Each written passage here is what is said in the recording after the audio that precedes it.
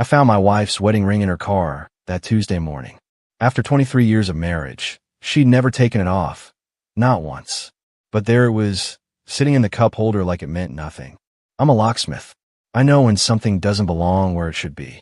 My name is Kevin Barnes. I'm 49 years old, and I've been in the locksmith business for over 20 years. Started small, just me in a beat-up van, answering emergency calls at all hours. Now I run Barnes Security Solutions, the most trusted locksmith service in 3 counties. Folks call me when they're locked out of their cars at 2 a.m., when they've lost their house keys, or when they need their entire security system upgraded. I've built a solid reputation on being reliable, honest, and available when people need me most. My wife Ashley is 45, works as a dental hygienist downtown.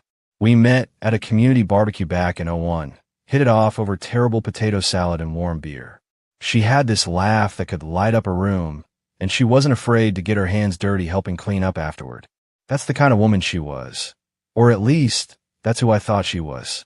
Our son Mason just turned 22, graduated from college last spring with a degree in computer science. Kid's got his head on straight. Works for a tech startup in Denver now. When he was growing up, Ashley and I used to joke that we were the perfect team. I could get into any locked door, and she could fix anyone's smile. The morning that changed, everything started like any other Tuesday.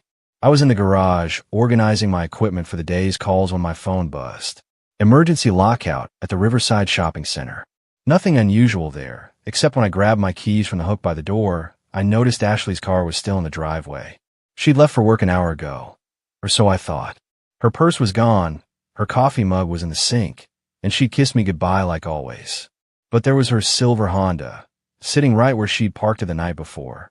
I walked over and tried the door, unlocked. That was strange. Ashley was paranoid about locking her car, had been ever since someone broke into her friend's vehicle at the mall. I popped my head inside to see if maybe she'd forgotten something important. That's when I saw it. Her wedding ring, sitting in the cup holder like it belonged there. Not on the dashboard where it might have slipped off, not in the console where she might have put it for safekeeping. Right there in plain sight, like she'd deliberately taken it off and set it down. I picked it up, turned it over in my palm. The inscription inside still read, "Forever yours, K&A, 2001. I'd saved for months to buy that ring, and she'd worn it every single day for over 2 decades. Ashley didn't take off her jewelry, period. She even wore it in the shower, said it felt wrong without it. Standing there in our driveway, holding my wife's wedding ring while her car sat empty in front of our house, I felt something shift in my chest. It wasn't anger yet, just a cold, creeping realization that something was very, very wrong. I slipped the ring into my pocket and headed back inside. Ashley would be home around 6, same as always, and I wanted to see how she'd handle my questions. The emergency call could wait 5 minutes. This was more important. When Ashley walked through the front door that evening, she looked perfectly normal. Hair, still neat from work. That familiar smile when she saw me sitting at the kitchen table. She dropped her purse by the door and headed straight for the refrigerator. "How was your day?" Ashley asked, pulling out ingredients for dinner. "Good. Had that lockout at Riverside. Then Mrs. Peterson needed her deadbolts changed." I kept my tone casual, but my eyes were on her hands. Sure enough, no wedding ring. "Hey, quick question. I was moving your car this morning and found something interesting." Ashley paused, her hand halfway to the cabinet. Just for a second, but I caught it. "Oh," she said, turning around with that bright smile. "What kind of interesting?" I pulled the ring from my pocket and set it on the counter between us. "Care to explain why this was sitting in your cup holder?" For just a moment, Ashley's face went blank. Then she laughed, but it sounded forced, like she was reading from script. "Oh my God, I'm such an airhead," Ashley said, reaching for the ring. "I took it off at the gym yesterday. You know how I hate getting soap buildup under it when I wash my hands. I must have forgotten to put it back on." She slipped it on her finger like nothing had happened, but something felt off about the whole performance. "Which gym?" I asked. "Thought you'd been going to that new place on Oak Street." "Right, yeah, Oak Street Fitness," Ashley replied quickly. "They have those really harsh antibacterial dispensers everywhere. Dries out my skin, something awful." I nodded like I believed her, but my mind was already working. Ashley had been going to the women-only gym on Riverside Drive for 3 years. She'd never mentioned any place on Oak Street, and I drove past that area regularly for work. There wasn't a gym there. Well, glad you didn't lose it, I said, standing up. I'm gonna grab a beer. Want anything? Just water, thanks. As I walked to the refrigerator, I caught Ashley's reflection in the microwave door. She was staring at her hand, twisting the ring like she was making sure it fit right. When she noticed me watching, she quickly busied herself with chopping vegetables. That night, I lay awake long after Ashley fell asleep beside me. 23 years of marriage, and I'd never known her to lie about something so simple. The gym story didn't add up, and her reaction when I'd asked about it felt rehearsed. I'm a man who makes his living understanding how things work, how they break, and how to fix them. But lying there in the dark, listening to my wife breathe, I realized I might be dealing with something that couldn't be unlocked with any tool I owned. The next morning, I made a decision that went against every instinct I developed over 2 decades of marriage. I called my buddy Rick Martinez, a guy I'd known since high school who now ran a private investigation firm downtown. "Rick, it's Kevin Barnes," I said when he picked up. "I need to ask you something, and I need you to keep it between us." "Shoot," Rick replied. I could hear papers shuffling in the background. If someone wanted to track their spouse's movements, hypothetically, what would be the most reliable way to do it? There was a pause. "Kevin, you okay, man?" "Just answer the question." Rick sighed. "GPS tracker, magnetic mount, battery life of about 2 weeks, real-time updates to your phone. But if you're asking what I think you're asking, how much?" I interrupted. $200 for the device, another $50 for the app setup. "But listen to me. I'll be there in an hour." I hung up before Rick could launch into whatever lecture he had prepared. I'd been in the security business long enough to know that when something doesn't feel right, you investigate. And my gut was telling me Ashley was hiding something big. Rick's office was in a strip mall between a tax service and a dry cleaner. When I walked in, he was waiting with a small black box on his desk. "Before I hand this over," Rick said, "you need to understand what you're getting into. Once you start down this road, there's no going back." "I'm already down the road," I replied. "Just need to know where it leads." Rick opened the box, revealing a device about the size of a matchbook. Attaches under the car with magnets. Updates every 5 minutes. Battery indicator on the app. If she's going somewhere she shouldn't, you'll know. And if she's not, then you owe your wife an apology and me a beer. I paid cash and drove home with the tracker in my jacket pocket. Ashley's car was gone. She'd left for work an hour earlier. I crawled under her Honda, found a clean spot on the frame, and attached the device. Took me less than 30 seconds. That evening, Ashley came home at her usual time, chattering about her day like nothing had changed. But when she wanted to take her shower, I opened the tracking app on my phone. There was Ashley's car, represented by a blue dot on a map of our neighborhood. "Tomorrow," I muttered to myself, "we'll see just how honest you've been." Thursday morning arrived with clear skies and a knot in my stomach. Ashley left for work at 7:30 sharp, same as always. She kissed my cheek, grabbed her coffee, and told me she had a busy day ahead. "Might be late again," Ashley said, pausing at the door. "Dr. Reynolds has 3 root canals scheduled, and you know how those run over." "No problem," I replied. "I'll grab dinner for myself." The moment her car disappeared around the corner, I opened the tracking app. The blue dot moved through town exactly as expected, down Maple Street, left on Harrison, straight toward the dental office downtown. For a moment, I thought maybe I was wrong about everything. Then the dot stopped, not at the dental office, but at Murphy's Diner 3 blocks away. I grabbed my keys and headed out. Murphy's was a local spot, nothing fancy, the kind of place where mechanics grab coffee and retirees played cards. I parked across the street with a clear view of the entrance. Ashley's Honda was in the lot, but she wasn't inside getting breakfast.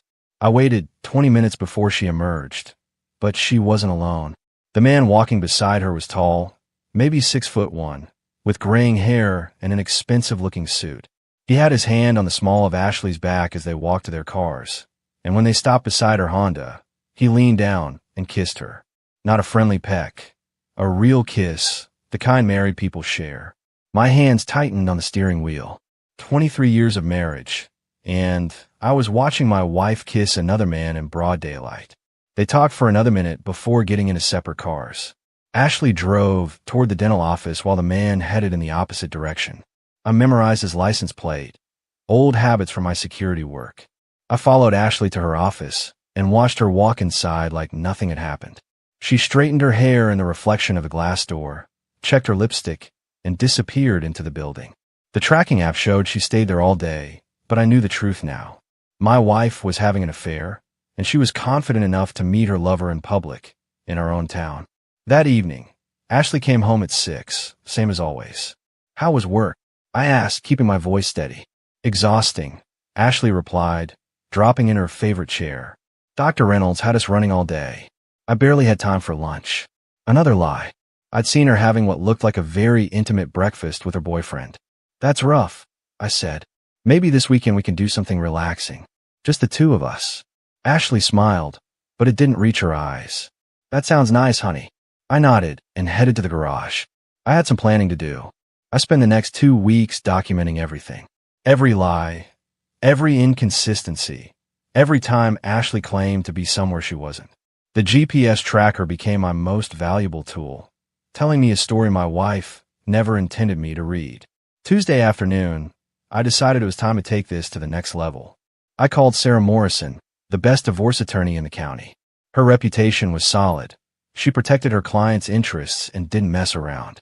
"Mr. Barnes," Sarah said when I walked into her office, "Rick Martinez called and gave me a heads up about your situation. What can I do for you?"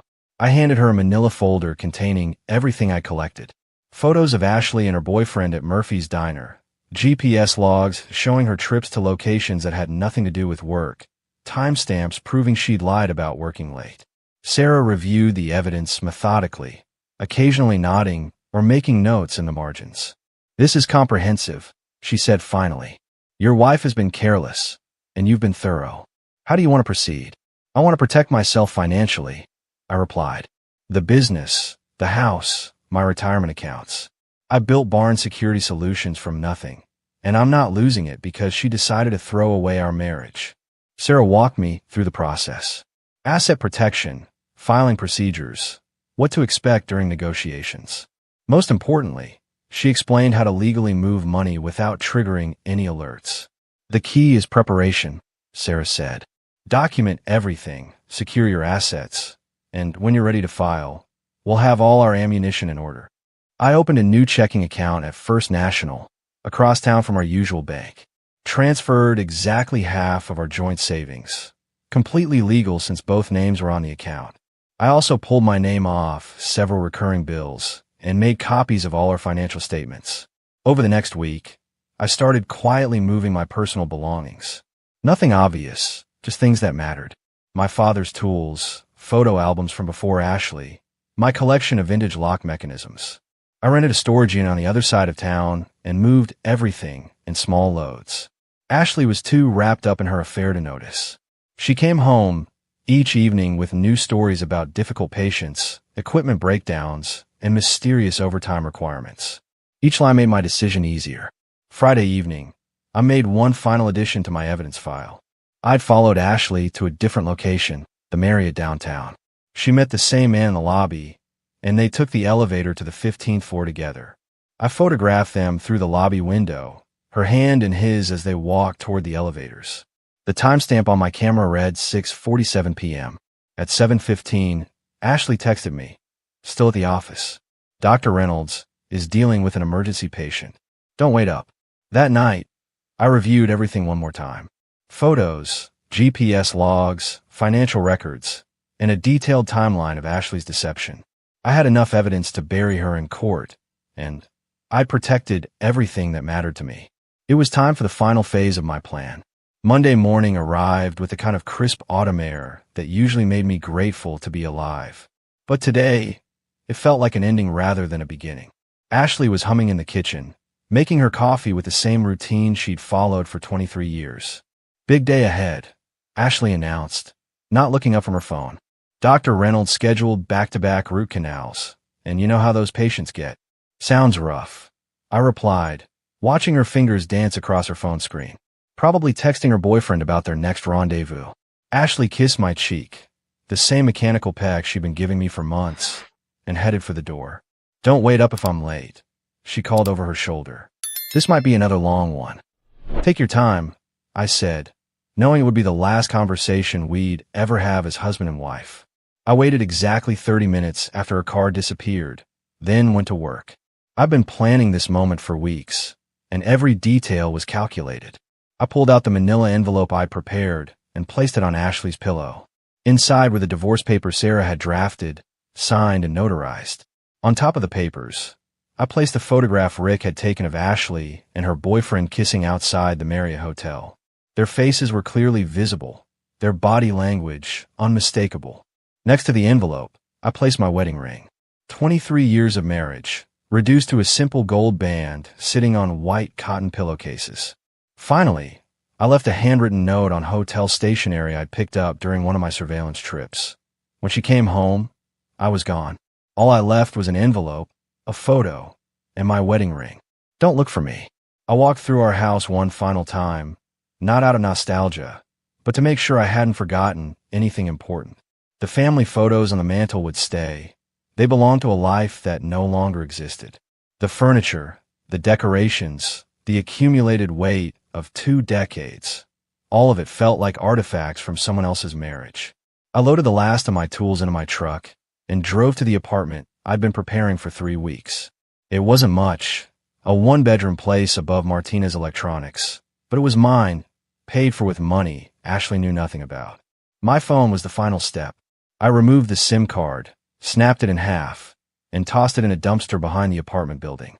No phone meant no way for Ashley to reach me, no opportunity for explanations or manipulation.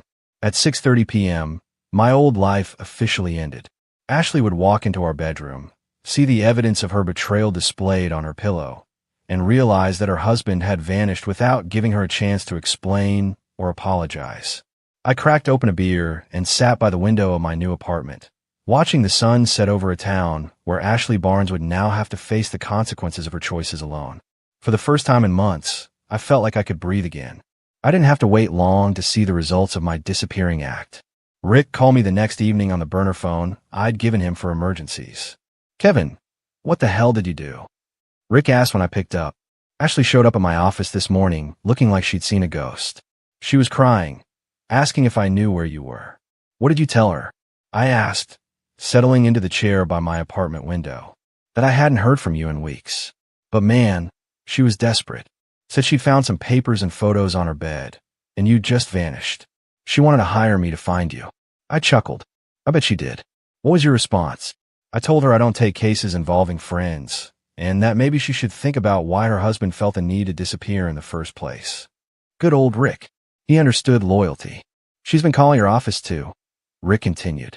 "Martina's Electronics said you'd resigned effective immediately. No forwarding address, no contact information. Kevin, you really burned every bridge, didn't you?"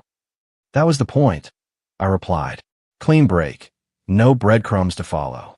3 days later, my son Mason called the burner phone. His voice was tight, confused. "Dad, what's going on?" Mason said. "Mom called me crying, saying you'd left her some kind of divorce papers and just disappeared. She's talking about hiring lawyers, private investigators. She sounds completely panicked. Can you meet me somewhere?" I asked. "Just us. There are things you need to know." We met at Denny's on the interstate, 20 miles from our old neighborhood. Mason was already waiting in a corner booth when I arrived, looking like he'd aged 5 years in the past week. "Dad, Mom says you're having some kind of breakdown," Mason said as I sat down. "She says she found papers and photos that don't make sense, and that you just vanished without explanation." I pulled out a manila folder and placed it on the table between us. "Your mother has been having an affair for months. These are the photos and evidence I collected before I decided to leave." Mason stared at the folder like it might explode. Slowly, he opened it and looked at the first photograph. Ashley and her boyfriend kissing outside the Marriott Hotel. His face went through several expressions. Confusion, disbelief, then a slow, burning anger. "How long?" Mason asked quietly. "At least 4 months that I can prove. Probably longer." Mason flipped through the rest of the evidence. GPS logs, hotel receipts, more photographs. When he finished, he leaned back in the booth and rubbed his face with his hands. "I can't believe she did this," Mason said finally. 23 years, and she threw it all away for some random guy. "His name is Dr. Richard Lawson," I said. "He's a cardiologist at St. Mary's Hospital, married with 2 kids of his own." Mason looked up sharply. "She's sleeping with a married man?" "Apparently so."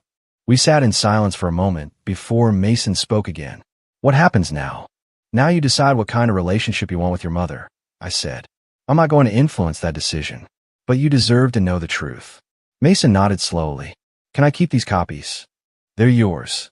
As I drove back to my apartment that night, I felt something I hadn't experienced in months. Peace. The truth was out. My son knew what kind of woman his mother really was, and I was free to build whatever came next. 6 months after vanishing from my old life, I was building something better. The divorce had been finalized without me ever having to see Ashley face to face. Sarah Morrison handled everything through the courts, and Ashley's attorney quickly realized they had no leverage against the mountain of evidence I provided. I kept the house, the business, and most of our assets. Ashley got her car, her personal belongings, and half of what remained after legal fees. She also got to explain to everyone in town why her husband of 23 years had disappeared overnight. Barnes Security Solutions became my salvation. Working with my hands, solving problems, helping people protect what mattered to them. It reminded me why I'd gotten into this business in the first place. Word spread quickly about my reliability and discretion, and soon I had more work than I could handle. The apartment above Martinez Electronics wasn't meant to be permanent, so I started looking for something bigger. I found a small house on the outskirts of town with a detached garage I could convert into a proper workshop. It needed work, but I had the skills and the time to make it mine. Mason visited regularly. He decided to cut contact with Ashley completely after seeing the evidence of her affair. I can't respect someone who lies that easily. Mason told me one Saturday, while helping me install new security cameras around my property. If she could lie to you for months about something that big, what else has she been lying about? It was a fair question. I'd raised a son with strong principles, and Ashley's betrayal violated everything we'd taught him about honesty and commitment. I also started dating again, though I took it slow. There was a woman named Carol who ran the bookstore downtown. She was divorced herself, understood the importance of taking time to heal, and appreciated a man who could fix things when they broke. You don't talk much about your ex-wife, Carol mentioned one evening after I'd repaired the lock on her store's back door. Not much to say, I replied. Sometimes people show you who they really are, and you have to decide whether that's someone you want in your life. Carol nodded. She'd been through her own betrayal and understood the value of starting fresh. The best part about my new life was the simplicity. No more wondering where Ashley was or what she was really doing. No more analyzing every conversation for hidden meanings. No more pretending to believe obvious lies. I worked, I spent time with my son, I slowly got to know Carol better, and I built a life based on honesty and respect rather than deception and betrayal. Rick told me Ashley had moved in with Dr. Lawson after his wife divorced him and took half his assets. Apparently, their affair had become public knowledge when his wife hired her own private investigator. She got what she wanted, Rick said. But from what I hear, Lawson's not handling the divorce well. Lost his house, his kids won't speak to him, and the hospital's been asking questions about his conduct. I felt no satisfaction in hearing about their problems. Their relationship had been built on lies and betrayal. It was always going to collapse eventually. What mattered was that I'd gotten out before it could destroy me too. 2 years after walking away from my marriage, I proposed to Carol at the same bookstore where we'd first really talked. She said yes, without hesitation, and we planned a simple ceremony that reflected who we'd both become. People who valued substance over show. The wedding was small, but meaningful. Mason stood as my best man. Carol's daughter, Emma, was her maid of honor, and we exchanged vows in the garden behind her bookstore. No fancy venue, no expensive decorations. Just two people who'd found each other after surviving betrayal and learning what real partnership looked like. Kevin Barnes, Carol said during her vows, you taught me that a man's word should mean something, and that love isn't about grand gestures. It's about showing up every day and telling the truth. I never felt more proud to hear my name spoken aloud. Barnes Security Solutions had grown beyond anything I'd imagined. I'd hired 2 employees, expanded into commercial consulting, and developed a reputation as the guy who could solve problems other companies couldn't handle. The business gave me purpose, and the income gave Carol and me the freedom to build our life exactly how we wanted it. We bought a house together, not the one Ashley and I had shared, but a craftsman-style place with good bones that needed work. Carol and I spent weekends refinishing floors, updating the kitchen, and installing a security system that would make Fort Knox jealous. Working together on something that belonged to both of us felt like the opposite of everything my first marriage had become. Mason finished college and moved back to town, taking a job with a tech company that let him work remotely. He'd visit Carol and me for dinner every Sunday, and we'd talk about his work, his girlfriend, and plans for the future. Ashley never came up in conversation unless Mason brought her up, which happened less and less often. She moved again. Mason mentioned one Sunday while helping me install motion sensors around her new property. Third time since you left. Apparently, things didn't work out with the tire shop guy either. That's unfortunate, I said, meaning it. I didn't want Ashley to suffer. I just didn't want her chaos affecting my life anymore. She asked me to tell you that she understands now why you left the way you did. Mason continued. Said she knows she broke something that couldn't be fixed. I nodded but didn't respond. Understanding was good, but it didn't change anything. I'd build a better life with a woman who shared my values, and no amount of Ashley's hindsight could improve on that. Carol emerged from the house carrying lemonade and homemade cookies, the kind of simple gesture that reminded me why I'd fallen in love with her.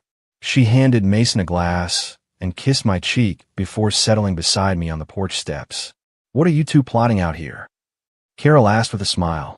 Just making sure nobody can get through our defenses, I replied, putting my arm around her. Good, she said. I like feeling safe.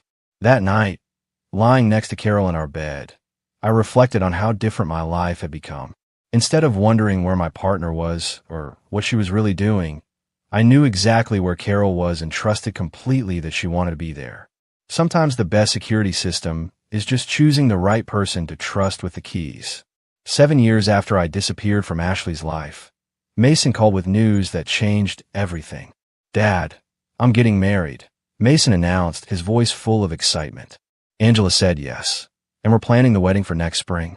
I'd met Angela several times, a smart, kind woman who worked as a nurse and made Mason laugh in ways I hadn't seen since he was a kid. They'd been together for 2 years, and it was obvious they were building something solid. That's wonderful news, son, I said. Carol and I couldn't be happier for you both. There's something else, Mason said, his tone becoming more serious. I need to ask you about the guest list. Angela thinks we should invite Mom for family unity and all that, but I want to check with you first. I considered this carefully. 7 years of no contact with Ashley, 7 years of building a life she had no part in. But this was Mason's day, and he deserved to have both parents there if that's what he wanted. It's your wedding, Mason, I replied. Invite whoever you want.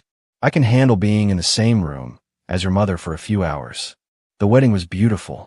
Mason and Angela exchanged vows at a country club outside town, surrounded by friends and family. Carol and I sat in the second row, dressed in our best clothes and feeling proud of the man Mason had become. Ashley was there, sitting several rows behind us with a man I didn't recognize.